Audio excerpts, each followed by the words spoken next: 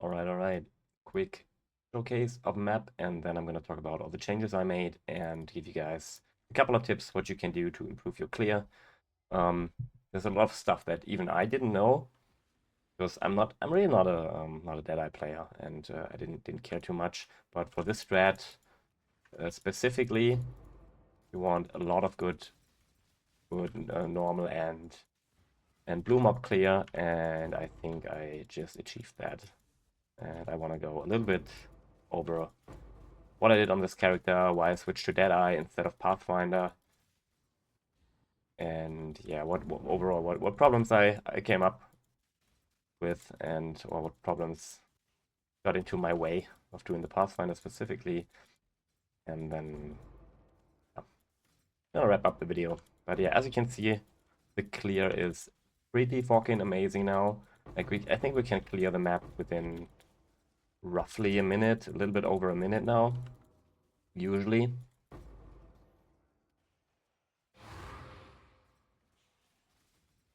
So yeah, it's not like, I mean, it's still no Blade Vortex. I think that's still faster, but it's getting pretty close.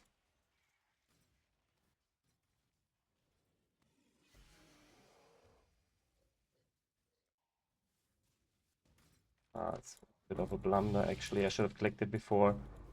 I mean, as you can see, like the single target is a bit of a problem now, but usually not a problem if you just click close here, then it's fine. I don't know how long this took, but it was pretty quick. All right, so first of all, let's go over the problems that I ran into when I switched to Pathfinder. So I don't know, my flasks were not always active. Like the Vortexic Rift, I didn't really feel the damage. It was kind of meh. And like the Withering stacks, it took too long to apply, right? So overall, like Pathfinder is Deadeye is a way better option. We get +1 chain here, which is super important. We get Farshot here, which is super important, which basically stacks with Farshot here, which I will get back to, and we have Tailwind, and we get even faster. So, but first of all, let's talk about the gem changes that I made for this. So now we are running Split Arrow here, which gives us 14 arrows, which is huge, right? And combined with the fact that we have Cull the Weak in here, gives us a ton of clear. The other one is Lightning Arrow. I did have Frenzy in here. If you do not have Frenzy charges and you need Frenzy charges, I cannot run Frenzy charges because I will have too much attack speed and I don't know how to fix it. So yeah, but keep in mind that you need a specific attack speed. Your attack speed cannot be too high. If your attack speed is too high, your trigger rate will be fucked up. And I didn't want to have that, so I put Lightning Arrow here instead of Frenzy, which is also better base damage. But yeah, Frenzy charges also give you damage, so that will basically, I think it evens out pretty much. Still invert the rules in here, Cull the Weak, Ensnaring Arrow, and Manaforged Arrow. So pretty basic setup as before. The only thing that we changed is Split Arrow, and yeah, Cull the Weak was in there before. We have our Bone Chill setup here with Ice Shot still. Ice Shot, Bone Chill, Manaforged Arrow, and Innovate. I think this was before Ensnaring Arrow. Basically, you have to wiggle around the mana costs properly all the time, right? So that 2 attacks will basically trigger an attack here. It's really important that you make sure of it. Check out my other videos about it if you want to know more about it. Like basically the first one I explained it. We switched to a Fledgeling. This is a lot of damage, and I didn't really realize before. I think the other things, did I change anything on the gems? Create a volley, invert the rules. I think this is pretty much the same. We have level 1 vitality here because I have Watcher's Eye now. Cast when damage taken. Mortal Call. I think this should be a bit better than Steel Skin, but I'm not sure. Especially since I have a Disciple of the Unyielding here again, which I think is pretty good. Before I had Vengeful Cascade, but I think it's not necessary. And yeah, a good old haste here. So yeah, and we have, I think we have level 1 more duration here on our Mortal Call, so we have level 1 more duration as well on haste. Otherwise, Flesh and Stone again, Assassin's Mark. This is how we get our power charges. And I think the setup is pretty much the same. And we have a level 1 precision now in our ring that I didn't sell. I got back to this ring. But this is only important for Watcher's Eye. Otherwise, I think the gear, I did change my boots. I think that's pretty much it. Oh no, never mind. I changed to Rearguard. Specifically because of the Spellblock. I basically only did this. We also have some Spellblock here because of the mobs. They're so fucking rippy, and I think it spells. I hope it spells. Maybe I'm coping, but I'm pretty sure it spells. And overall, like having here +1 chain is super amazing. You should definitely get a +1 chain on your quiver or a +1 arrows. But +1 arrows is not even close to be as good with split arrow together as +1 chain. So I think you should get a +1 chain, and this was like a really cheap option for a quiver, and I think like actually a really good option. You can still run like a mirror quiver or something. Something with chain would be great. Otherwise, I didn't change too much. Suppress here, we have suppress here now, so we can basically on our tree, we can have a lot more suppress, a lot less suppress on our tree because we have it on our gear. And yeah, that's pretty much it. I will link the tree and the the POB will link in the description. We have a Watcher's Eye here now, 30% crit multi with precision, debuff expires with haste, and gain 29 life per hit while affected by vitality. So we get even more survivability through this.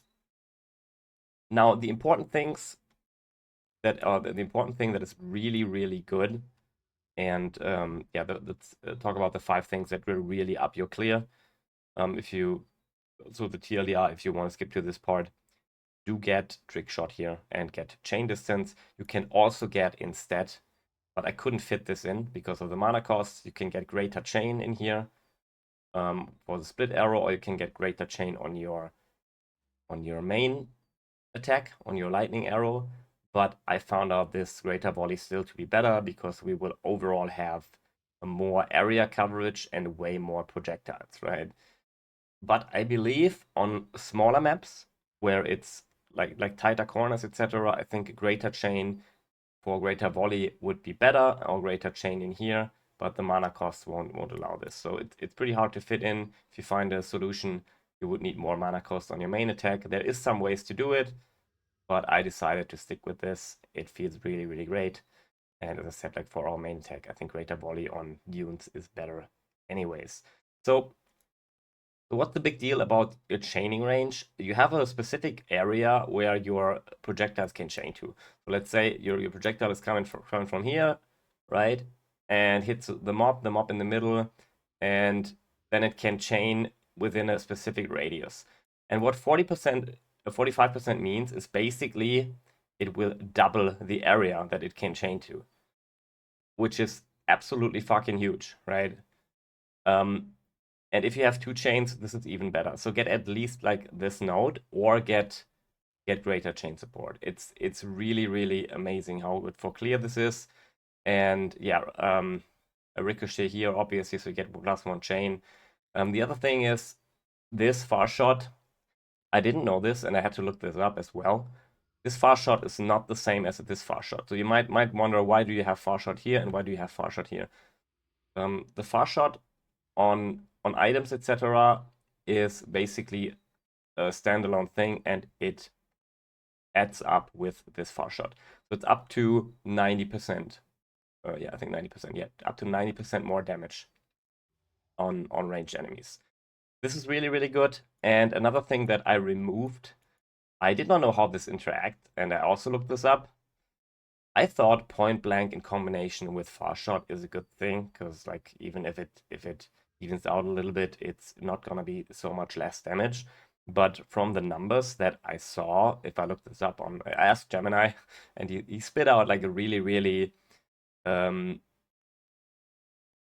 low numbers. He said, okay, it's basically 4% more damage, or like 12% more damage if you have point blank and you have Farshot. So it's pretty bad actually if you have point blank, and if you just want to clear and you want to clear the map, you're standing far away from enemies anyways. It's a little bit less good, obviously, for a single target, but it is definitely a game changer, and that they both stack multiplicatively. So do not have Pointblank and Farshot. It's really, really not good.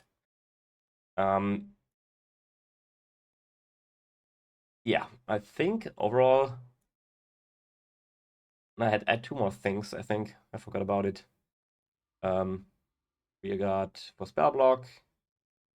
+1 chain here. This is +1 easy chain that you can get. Yeah, Fledgeling Farshot. I talked about this. Yeah, Cull the Weak is obviously really, really good. But I talked about this in the last video, I think, again already. I think I basically talked about anything that was very important now.